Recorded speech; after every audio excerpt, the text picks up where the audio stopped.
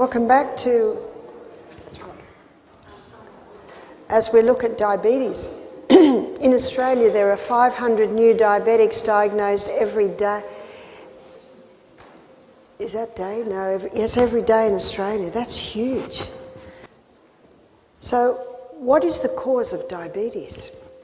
Because Hippocrates had no mention of diabetes in his writings, and his writings is 400 BC. So what's causing diabetes? Well, let me tell you how the pancreas works. So here's the pancreas, and it lives under your right rib. And the pancreas has a few roles. On Friday night, we're going to go on a journey through your gastrointestinal tract from the mouth to the other end, and we'll be having a look at some of the enzymes that the pancreas releases for digestion. We're not going to look at those today. We're going to look at the hormones that are released into the blood. And one hormone is insulin. And insulin's role is to get the blood sugar level down. And the other hormone that's released is glucagon. And glucagon is the hormone released to get the blood sugar level up again. So these two work together to balance blood glucose levels. And if the pancreas is working well, blood glucose levels will just stay at a nice average. So what's happened to cause this not to happen? To understand this, we're going to look at the cell. So remember, the glucose goes in, and the glucose goes in under the action of insulin. Insulin is the key that unlocks the door to get the glucose into the cell. So whenever you've got high glucose, you've got high insulin release. So why would you have high glucose? You would have high glucose when a person's on a high carbohydrate diet. But something else is coming in other than the sugar, because I'm sure that it's well known that sugar gets the blood glucose level up very high, very fast. Your sugar cane does not, because the sugar cane has got lots of fibre and lots of minerals. But the pure crystallized acid that's been extracted from the sugar cane plant does not have the fibre and doesn't have the minerals. You see, fibre slowly releases the glucose. That's the way God meant us to eat sugar cane, is as sugar cane. And have you ever eaten sugar cane? I have. Took about half an hour to get through 2 inches. And it takes 1 metre to make 1 teaspoon. So can you see the concentration there? It is a highly addictive, dangerous drug, is refined sugar. We have 3 books in our library. One's called Sugar Blues, because that's what the sugar causes. Let me show you. When sugar goes in, blood glucose levels rise dramatically. And very quickly, the brain says to the pancreas, quick, release insulin to get it down, it's too high. But because there was so much glucose, you see, high glucose demands high insulin.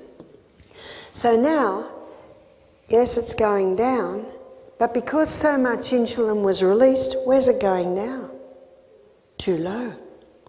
One of the books we've got at our retreat is called Sugar Blues by William Duffy. Can you see why his book is called Sugar Blues? Because sugar causes the blues, takes it down too low. And our brain can only hold a 2-minute supply of glucose. And so when blood glucose levels go down, in 2 minutes, brain's not working well. In fact, they're calling Alzheimer's diabetes type 3. Because when these blood sugar levels are getting highs and lows like this, the brain's getting the highs and lows, it's not getting the fuel that it needs. And our brain cells consume 15 times the fuel of any other cell. So the two organs that suffer the most with these changes in blood glucose levels are, yes, the pancreas, but also the brain. And what happens with this high release of glucose coming through, eventually the cells develop insulin resistance. And so the insulin's released to get the glucose it get in, but we've got insulin resistance. It's as if the cell's saying, we've got too much, leave us alone. And so the blood glucose levels remain high. And so the brain says to the pancreas, more insulin, more insulin, more insulin. And what eventually happens to pancreases? They just wear out. They can't cope with the constant up, down, up, down. And when the insulin resistance happens, getting screamed at for even more insulin. And so what's the body going to do with all this glucose? It spills it out into the urine. Do you know what diabetes mellitus means? Sweet urine. Because when it can't go anywhere, that's where it spills out.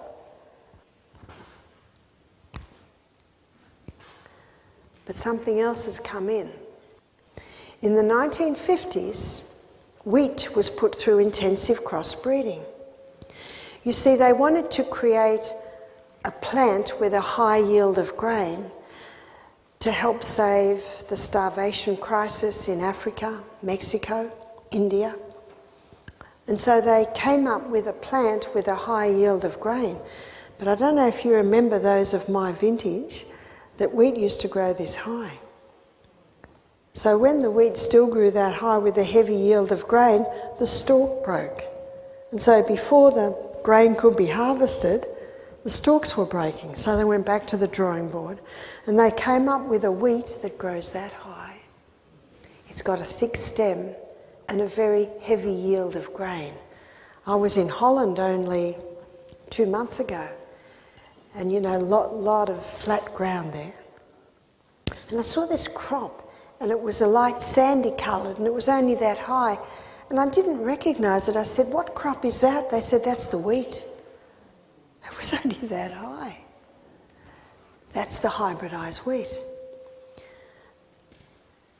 Now, no one complains about wanting to produce more food to help with the starvation crisis, but this grain was rushed through with no safety studies. So no safety studies were done, and it's only now it's being revealed the problems. I've got a friend who's a physician. She's only just retired at 75. She said, 40 years ago you never heard of gluten intolerance. 20 years ago it was quite rare. What is it like today?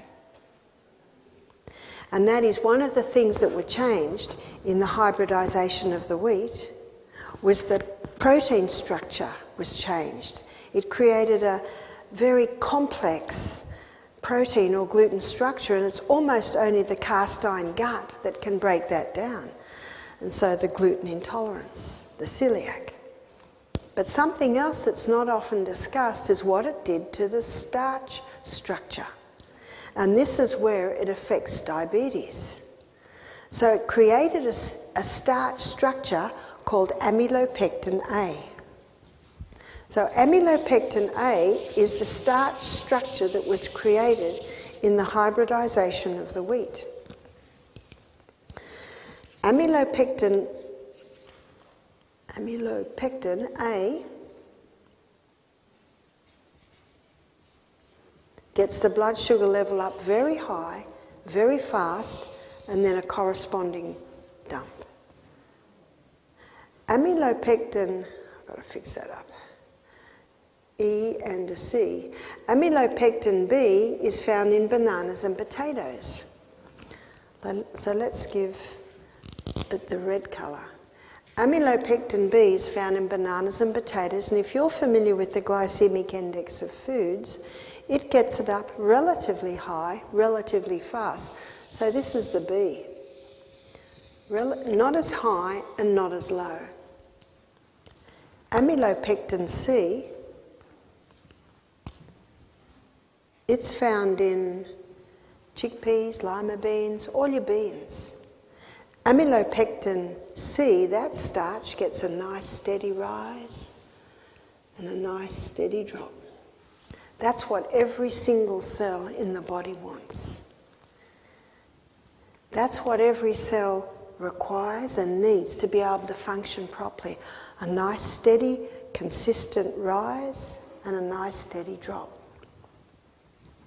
So let's have a look at this on the glycemic index. The glycemic index is a reading or an index on how quickly the glucose is released from the food, and a baseline sits at 55. So GI, glycemic index, 55 is your baseline. Anything under 55 is considered low. Anything above 55 is considered high. So cherries, all your berries, they sit at 26. Grapefruit, it sits at 25.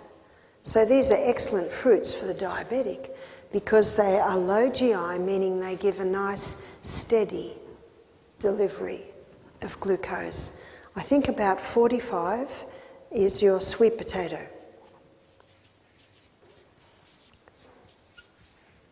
Where does sugar sit?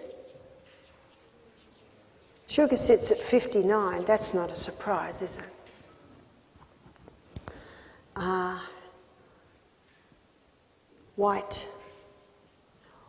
White flour. So this is white bread, white cereal, white pasta, all the whites. That sits at 69. Higher than sugar. It's because of the amylopectin A.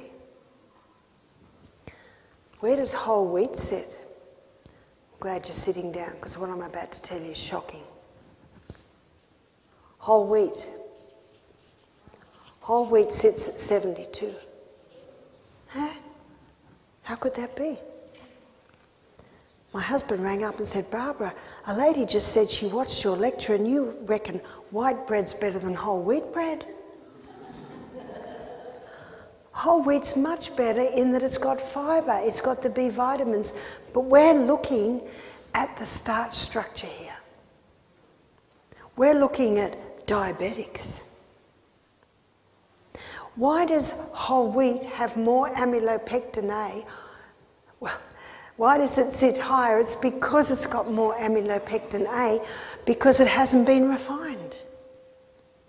So because it hasn't been refined, it contains more amylopectin A, and that's why it gets the blood sugar level higher. One lady said, "This has explained all my problems." She said, "I was diagnosed with diabetes 2 years ago." She's late 60s. She said, "I'm doing everything they tell me. I have whole wheat pasta, whole wheat bread, whole wheat everything." And she said, "And every 6 months I go to the doctor and he puts me on more insulin." What's the definition of insanity? To do what you've always done and expect different results. She said, "I'm doing everything they tell me and I'm getting worse." She said, "I don't do what the lady down the road does. She has cheesecake, she has candies, she does everything wrong." Yeah, she's on more insulin, but she said, "I'm doing everything right and I'm still getting more insulin." She said, "You've just solved my puzzle." So why aren't nutritionists telling diabetics to stop wheat? How much wheat does America grow? How much wheat does Australia grow? And the farmers love it. They've got to pay their bills. They're getting 8 times more grain per acre. Can you see the problem? That's why you're the doctor. The Bible says in 1 Thessalonians 5:21, "Prove all things and hold fast to that which is good." It's Old English, and otherwise, prove it. Prove it for yourself, and if it works, do it. It's as simple as that. By the way, banana sits up here somewhere, and white Potatoes sit up here somewhere. Well, how come bananas up there and cherries are down there?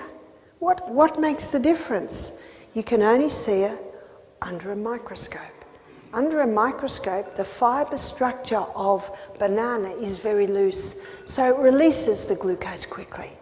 The fibre structure with the berries is tight, so it slowly releases the glucose. Same with the white potato compared to sweet potato. Sweet potato under a microscope, its fibre structure is tight, so it slowly releases the glucose. Whereas the white potato structure is very loose, so it releases it a lot quicker. That's how it is.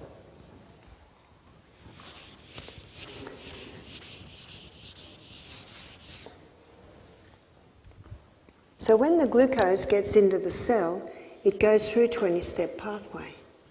The 20-step pathway gives us 2 units of energy. The end result of the 20-step pathway is the chemical form of glucose called pyruvate. Pyruvate, as the chemical form of glucose, gets fed into the powerhouse, called the powerhouse because this 8-step pathway delivers 36 units of energy. The difference is oxygen. This is the oxygen pathway. This is no oxygen. And as we looked at in our previous presentation, on a high carbohydrate diet, there's a lot of glucose left over and it gets stored like a little bunch of grapes. There's your glycogen stores. And then any more that's left over, remember where it's stored, the most amazing fuel depot in the human body is the fat cells. Americans are a very big culture today, aren't they? Now Australia's overtaken America. 63% of Australians are overweight or obese. But I have to tell you, you're bigger than our bigs. I've just been in Alabama. Whoa, there's some big ones there. Very, very large. And it's not fat. As I showed you in my last presentation, fat doesn't make you fat. What makes you fat? It's the carbs. It's the high carbohydrate diet. And so to conquer diabetes, let's make a list of what you do to conquer diabetes. Number 1, to conquer diabetes, lower the carbs. And if you do have carbs, now please remember carbs aren't bad. My husband would never forgive me if the potato stopped. Carbs are not bad. The Chinese would never forgive me if the rice had to stop. No, they're not bad. It's only when they're overdone and refined. And you can see the other problem is most of them are from wheat. But you can get whole grain cereal not made of wheat. You can get some delicious breads from Simple Needs, which we talked about this morning. Tristan is here. He's the baker. We appreciate your bread, Tristan, from Simple Needs. Tristan makes bread that has gluten-free, and it's the most beautiful gluten-free bread you'll ever taste. And he also has ancient grains. You can get wheats that have not been hybridized. What are those wheats? There's your spelt, there's your kamut. Forgive me if I'm not spelling it right. And corn. So these are from the original wheat that God made, and they have not been hybridized. So their starch structure is fine. It's the hybridization of the wheat that changed the structure. That's the problem. So lower the carbs. Get the carbs right down. Number 2, low GI foods. It's very easy to find a glycemic index. You can Google that and find one. And when a diabetic targets the low glycemic index foods, it can make a huge difference, dramatic difference. Instead of banana, have berries. Instead of white potato, the sweet potato. Number 3, there are some things that must stop. The refined sugar must stop. But also, all sugars. The only sugar that won't get a blood sugar level rise quickly is stevia. One lady said, I don't like stevia. I said, well, that's because you use too much. If you do too much stevia, you'll get a bitter aftertaste. So go a little less, go a little less. It's hard to believe that a tiny little pinch is about equal to a teaspoon of sugar. It's a plant sweetener that doesn't get the blood sugar level rises.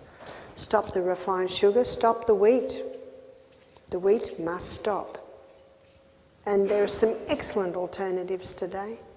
There are some very nice pastas. You can get brown rice pasta, you can get spelt pastas.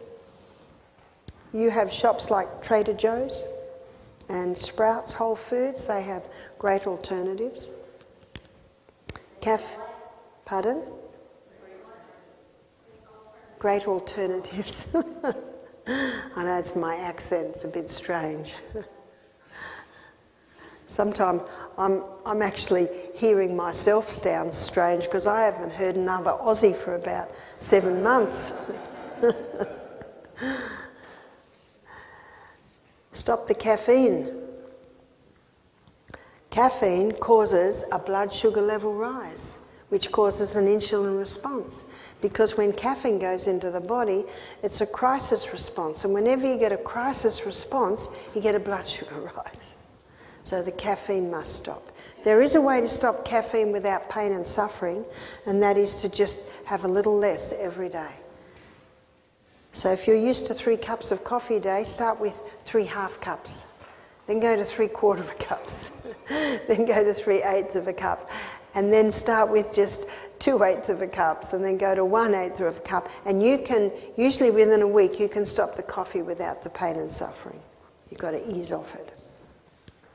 Number 4, and this is water.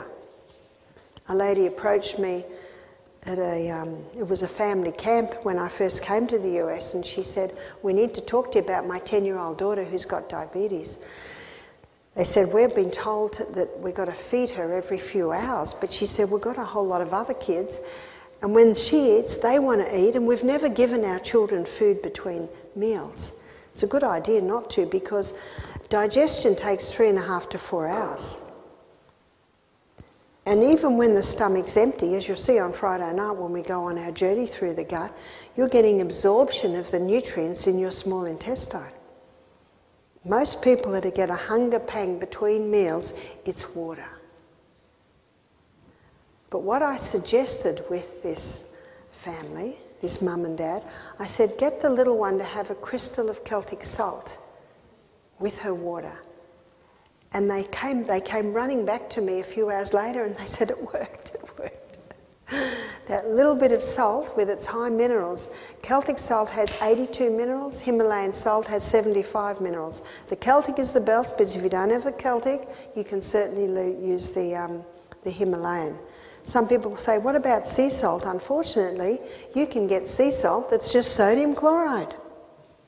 So if it says sea salt, get the phone number and ask for a mineral analysis of their salt. I think my daughter also used to get something called real salt. So you've got to get the mineralised salt. So water, ideally 8+ glasses a day. They're 8-ounce glasses. And have the whole salt. So that would be a little pinch before every glass. Those minerals and that water getting inside the cell helps to balance the blood glucose levels. Number 5 is exercise. And I want to show you why exercise is so important with diabetes, particularly the high intensity interval training. Muscle knows no age, so whether you're 9 or 90, you can have strong muscles. And if you think you're a little old to do exercise, it's time to Google and look at the documentary 100-Year-Old Athletes. Muscle knows no age. Everyone should exercise every day. So what does exercise do with diabetes? When you're doing the high intensity interval training, so usually that's a high intensity of 30 seconds. So that can be running. If you can't run, it might be exercise bike. Most of the research has been done on exercise bike. So if ankles, knees or hips don't work very well, then you're sitting. So most of your weight is on your hips. So it relieves the knees and the ankles if they're not working that well. And if balance isn't good, you're holding on. And you go for your life. Cycle as hard and as fast as you can. And then recovery. Recovery is usually 90 seconds. So it's a minute and a half. And then ideally, if you can't do it now, you can build up to it. You do this for a cycle of 6. Now let's do the maths on that. 15 minutes a day. God has given us 24, it's not long. You just got to make an appointment with yourself to make sure that happens every day. Now, especially when you're doing the high intensity, the cell starts screaming out for more glucose because your 20-step speeds up, your 8-step speeds up. And so the cell's saying, we need more glucose, we need more glucose. So you know what the cell starts to do? It starts to develop extra insulin receptor sites. So if someone's got insulin resistance, they can turn that totally around within a week. How do they do it? Get the carbs down. Follow this. Exercise every day. Make sure you're well hydrated.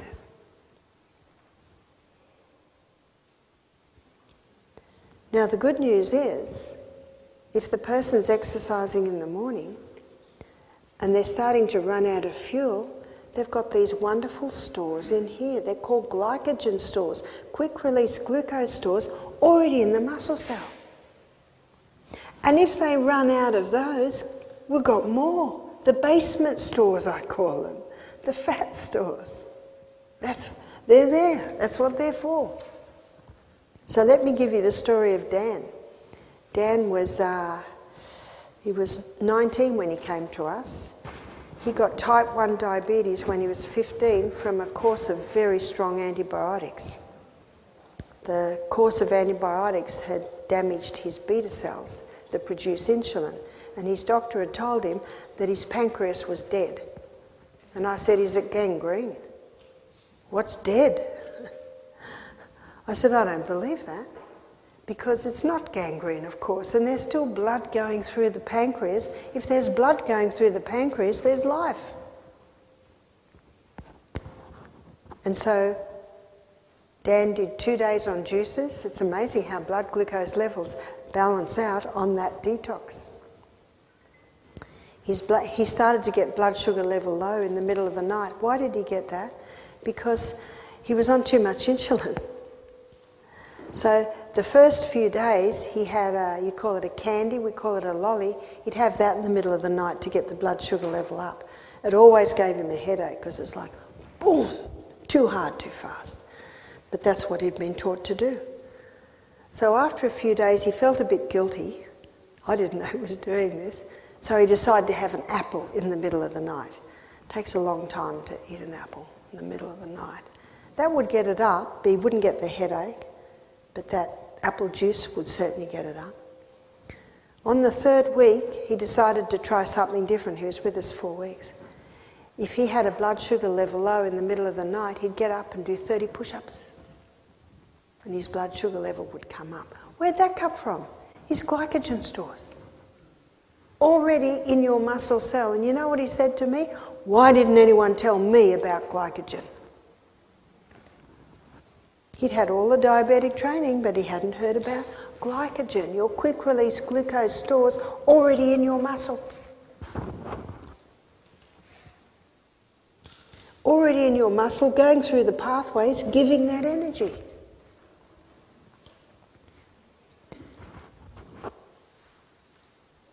One day he told me, now, I'm going to give you the Australian levels. So blood glucose levels in Australia should be about 6.5, between 5.5 and 6.5. Below 3 is you're just about passing out. He woke up one morning and his blood glucose levels were 3. So he's still on too much insulin. The way he was eating, He didn't need as much insulin, and the way he was eating, he was getting a happy pancreas. It was starting to work. So he had some water, had some salt, went to the bathroom, had the rest of his glass, put his jogger shoes on, had another bit of salt, more water, went for a run. And when he came back, he took his blood glucose levels, they were 9. They were 3 when he started. Where'd that come from? It's your glycogen stores. So when someone gets a low blood sugar, they don't necessarily need to take something. What they need to do is have a bit of salt, have some water, and get on the exercise bike. When he went home after 4 weeks, he'd gone from 90 units of insulin a day down to 10 units of insulin a day.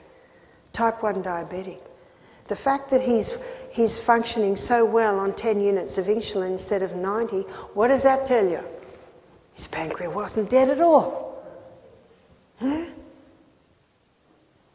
His pancreas wasn't dead at all. You don't have to believe everything you're told.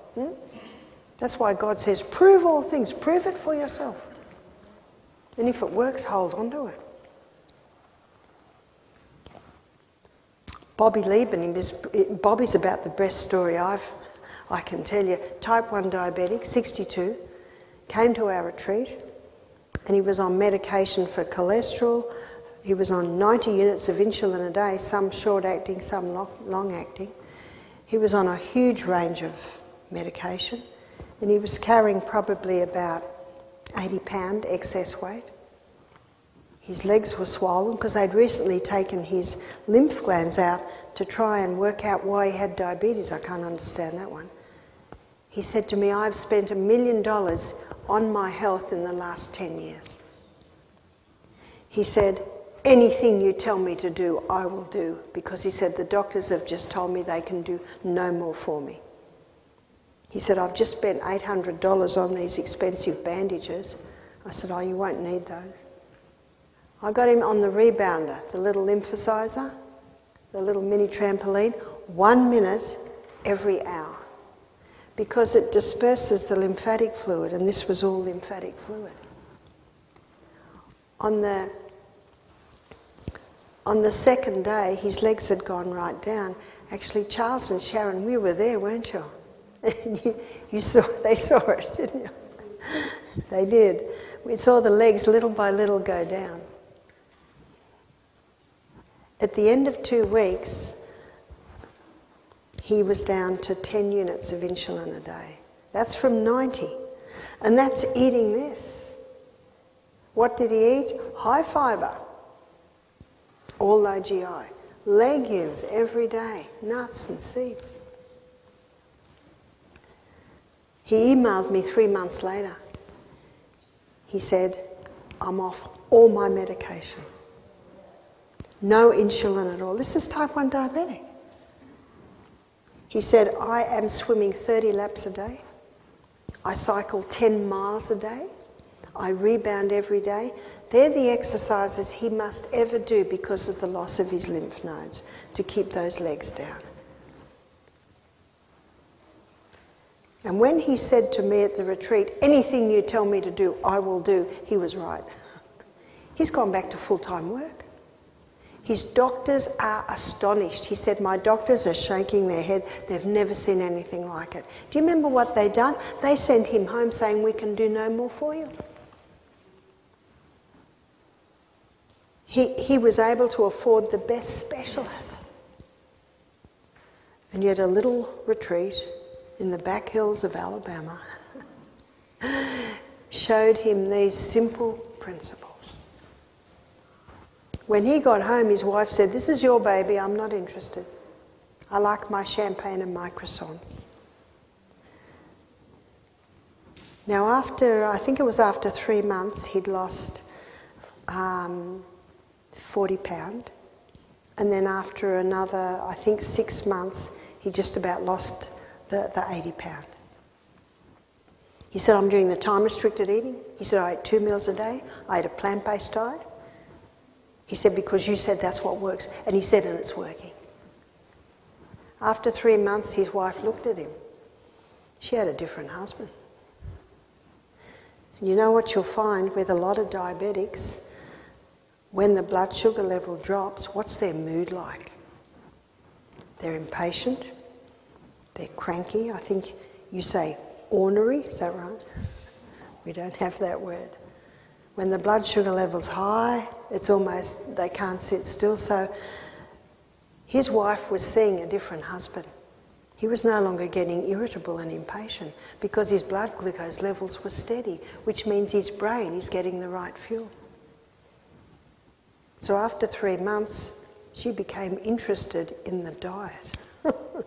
The last email I got from him, he said, she's lost 20 pounds and she's really happy. And he showed her how to ease off the stimulants. It's an incredible story.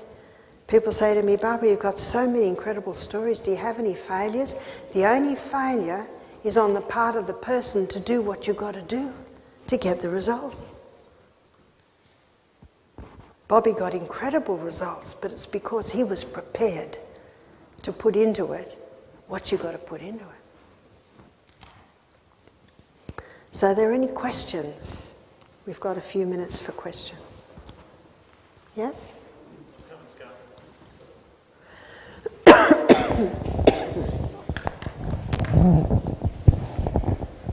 Yes, you were talking about the protein drink, pea protein. Can you tell us what that is exactly again, if you've already said it? Okay, well it's, I know that you can get some very good protein powders in health food shops. You can get brown rice protein powders, you can get hemp protein powders, and you can get pea protein powders.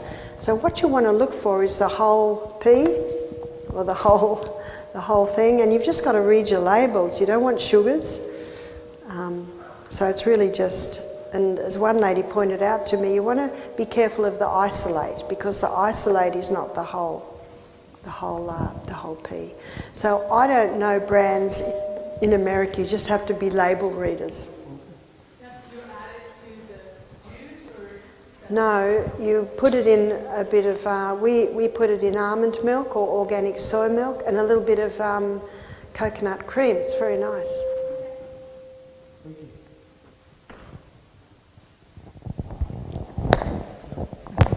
Barbara, we use monk fruit sweetener too. Is that okay? A what? Monk fruit sweetener. Monk fruit. I'm not familiar with monk fruit. It's a lot like sugar. Looks like sugar, tastes like sugar, and you can use it in a recipe.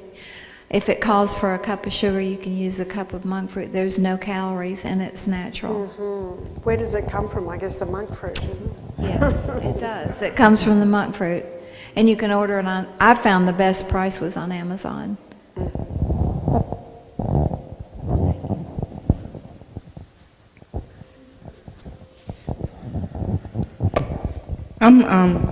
I'm asking this question for a friend. They asked, what is the best way to tackle signs of arthritis setting in the hands? They mentioned they're 53 and their mother had arthritis and they're on a plant-based diet. They eat a plant-based diet? Yes. And they probably eat a lot of wheat, yeah.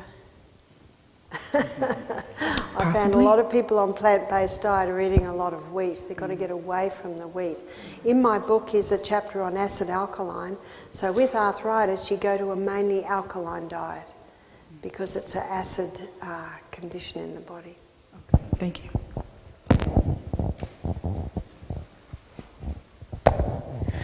Can you go over the compress again? You put the plastic first, then the flannel, and then the oil, the castor oil? That's right. You sit it like that, and then when the oil's soaked through, you put it straight on, or wherever you're putting it. The plastic protects the clothes.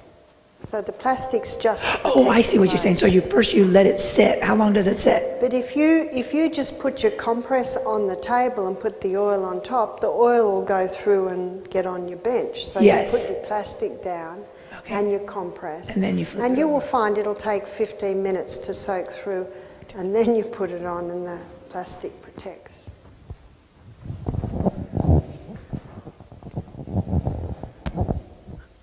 This is a question for somebody that's listening over the streaming. She wanted me to ask you if, because the water question got brought up last night, and she was wondering about well water, if it has minerals or if it needs to go through a filter as well. Oh, I guess you'd have to have your water assessed to find out what's in it.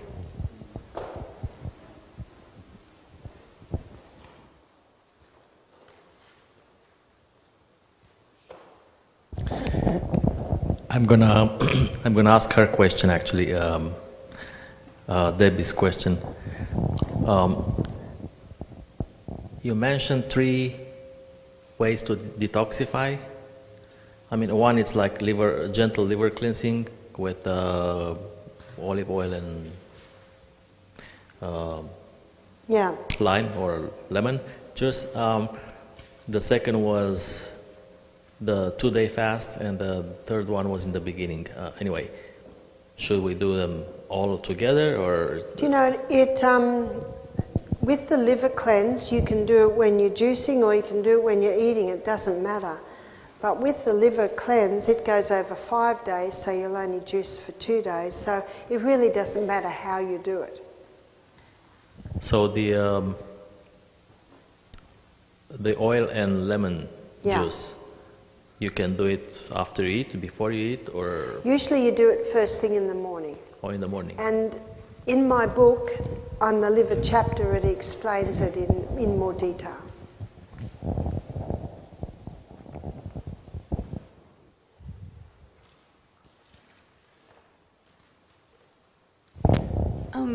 With the castor oil, I have goiters, and somebody told me to put castor oil on them and then put like a hot water bottle with Yes, that. it's a great idea. Wherever you've got lumps or bumps that shouldn't be there, put the castor oil on.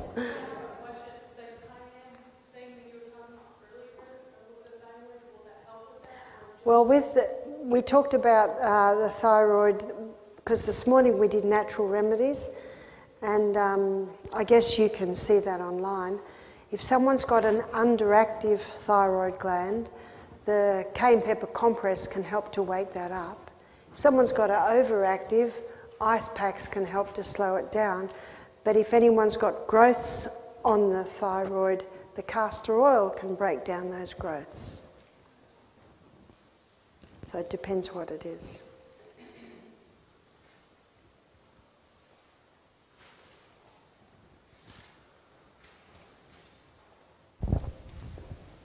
Someone just asked in the chat if you can take the salt and water if you have high blood pressure. Yes, you can. Now, the salt that causes high blood pressure, and we're going to be looking at this later in the week when we look at heart health, is the refined salt that only has 2 minerals, sodium chloride. That is a dangerous salt for blood pressure. Dr. Lilangri, he's a French doctor who wrote a whole book on salt. He says if he gets someone with high blood pressure, he puts them on the Celtic salt. Now, if you're used to no salt, start very small. Maybe the size of a little sesame seed. So if you're not used to salt, start small.